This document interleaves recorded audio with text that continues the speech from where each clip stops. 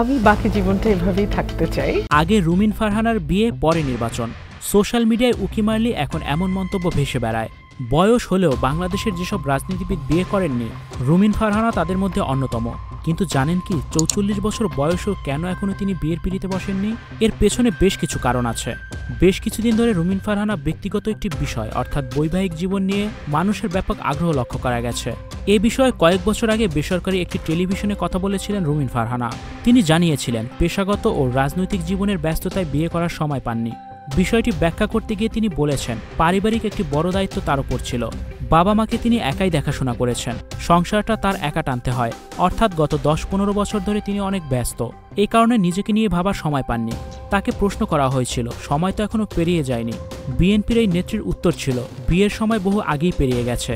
এটা যদি ওয়েস্টার্ন কালচারের কথা চিন্তা করে বলেন, life can be begin at any time, সেটা ভিন্ন কথা।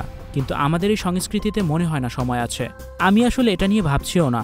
একাকিত্ব নিয়ে জানতে চাইলে রুমিন ফারহানা সহজ সরল উত্তর দিয়েছেন, সময় কোথায় একাকিত্ব পাওয়ার?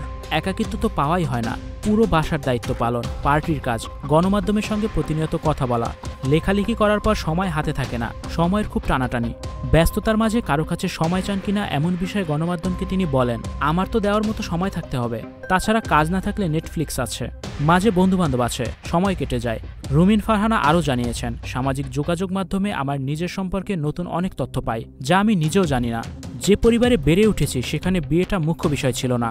এছাড়া বিয়েটা আমার লাইফে মুখ্য করে তুলতে পারে এমন কেউ আমার জীবনে আসেনি। রুমিন ফারহানার বাবার রাজনৈতিক আলী আহাদ ৫২ বছর বয়সে বিয়ে করেছেন। রাজনীতিতে ব্যস্ততার কারণে তার বিয়ে দেরিতে হয়। একটি বেসরকারি টেলিভিশনের উপস্থাপক ব্যারিস্টার রুমিন ফারহানার কাছে জানতে চেয়েছিলেন, লোকে বলে আপনার সঙ্গে একজনের প্রেম আছে। জবাবে রুমিন হেসে বলেছিলেন, কার সঙ্গে আছে? বিয়ে শাদী ছাড়াও বিভিন্ন বিষয়ে রুমিন ফারহানা আলোচনায় থাকেন। তাকে নিয়ে যখন আলোচনা কিছুটা বেড়ে যায়, তখন উঠে আসে আওয়ামী লীগের কাছে তার প্লটের আবেদন প্রসঙ্গে। ভিউয়ার্স, এই বিষয়ে আপনার কি মতামত জানিয়ে দিন কমেন্ট বক্সে।